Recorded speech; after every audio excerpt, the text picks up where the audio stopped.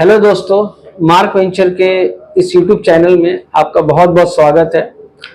आज की जो टॉपिक है वो है डॉक्यूमेंट से रिलेटेड।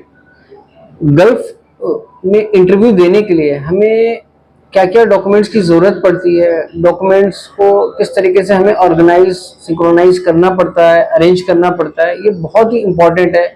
क्या क्या रिलेवेंट डॉक्यूमेंट लगाने पड़ते हैं, ये बहुत ज़्यादा इम्पॉर्टेंट पॉइंट्स है जिसमें सिलेक्शन रिजेक्शन आपका हो सकता है। चलते हैं, सबसे पहले रिज्यूम किस तरीके से हम लोग प्रिपेयर करें। जब हम रिज्यूम बनाते हैं उसमें हम लोग सबसे पहला जो डिस्कशन करेंगे, उसमें जो पॉइंट्स को हम लोग लिखेंगे उसमें होगा आपका एक्सपीरियंस आपका क्रॉनिकल वे में होगा।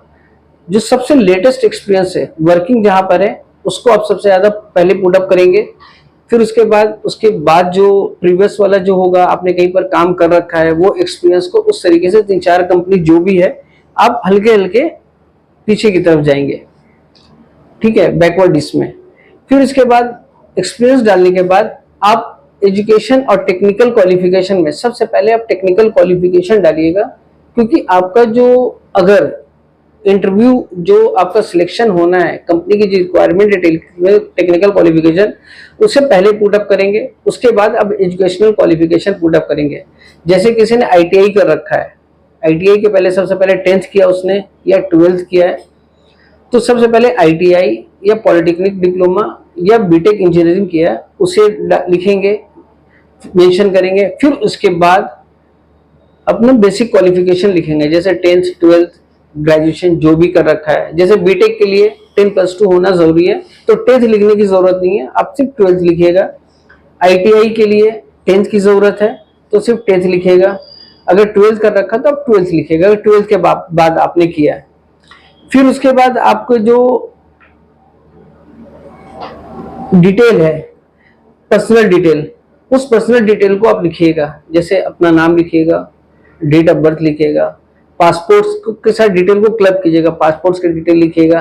पासपोर्ट्स का एक्सपायरी डेट बहुत जरूरी है, उससे क्या होता है इंटरव्यूअर को पता चलता है इसकी वैलिडिटी क्या है, ये सारी चीज को मेंशन कीजिएगा। जो डॉक्यूमेंट आपके सपोर्टिंग डॉक्यूमेंट्स आपके रिज्यूम में लगेंगे, जैसे जैसे आपने मेंशन किया है रिज्यूम में, उसी तरीके से सपोर्टिंग डॉक्यूमेंट्स लगेंगे। एक्सपीरियंस उसी तरीके से सिंक्रोनाइज में लगेगा। फिर उसके बाद आपके एजुकेशनल लगेंगे, टेक्निकल लगेंगे, फिर एजुकेशन सर्टिफिकेट लगेंगे। फिर आपके सबसे लास्ट में पासपोर्ट डिटेल लगेगा। उसके बाद अगर फोटोग्राफ है, नहीं है कोई जरूरी नहीं है, लेकिन आप अपना पासपोर्ट की कॉपी सबसे लास्ट में लगाइएगा, ठीक है। अब आते हैं कि किस बेसिक बहुत से थोड़ी थोड़ी चीजें ब्रीफ कर देता हूँ।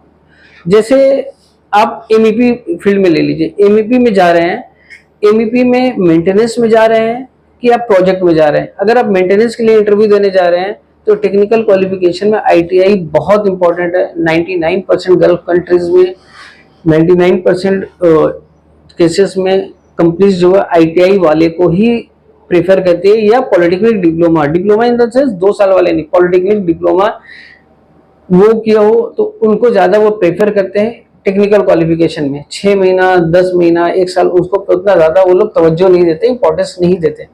उसके बाद आपने जो एक्सपीरियंस किया है फैसिलिटी में या मेंटेनेंस में, वो अप्लाई करते हैं, ठीक है। अगर आपने प्रोजेक्ट में किया है तो आपको कम हो सकता है चांसेस मिले, समझिए। और लेकिन मेंटेनेंस में अगर आपने एक्सपीरियंस किया, स्पेशली फैसिलिटी मैनेजमेंट कंपनी में, तो आपको ज्यादा प्रेफर मिलेगा। अगर आपने 6 महीना 2 साल का इन सब का कोर्सेज किया है तो आप प्रोजेक्ट में इसमें अपने अप्लाई कर सकते हैं, लेकिन आपको 2-3 साल का एक रिलेवेंट प्रैक्टिकल एक्सपीरियंस होना जरूरी है फील्ड का, कि प्रोजेक्ट में क्या क्या काम होते हैं, किस तरीके से क्या क्या चीज की स्किल होने एफिशिएंट होना चाहिए कैंडिडेट को।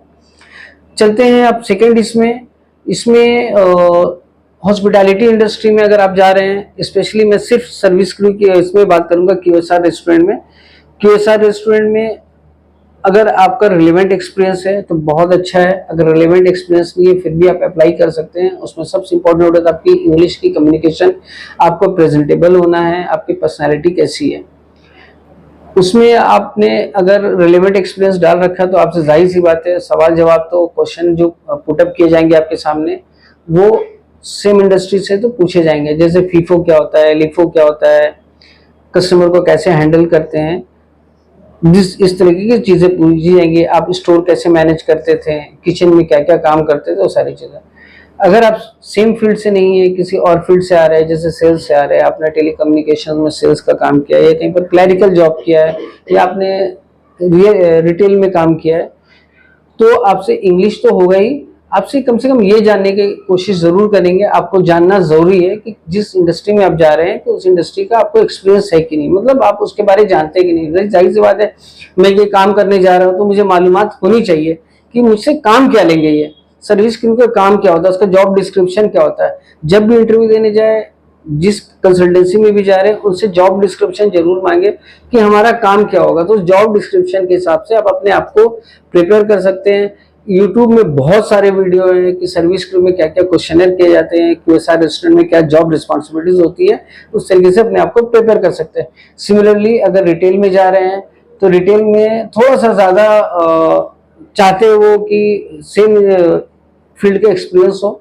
उसमें अगर आपको एक्सपीरियंस हो, ज़्यादा आपको अपॉर्चुनिटी मिलेगी। नहीं भी है तो आपको कंपनी ट्रेनिंग भी देती है, लेकिन फिर भी आप उसमें भी जानकर जाइए कि रिटेल इंडस्ट्री में सेल्स एग्जीक्यूटिव, जो फील्ड एग्जीक्यूटिव होता है, स्टोर होते हैं, कैशियर होता है, उनका क्या जॉब रिस्पॉन्सिबिलिटी होते हैं।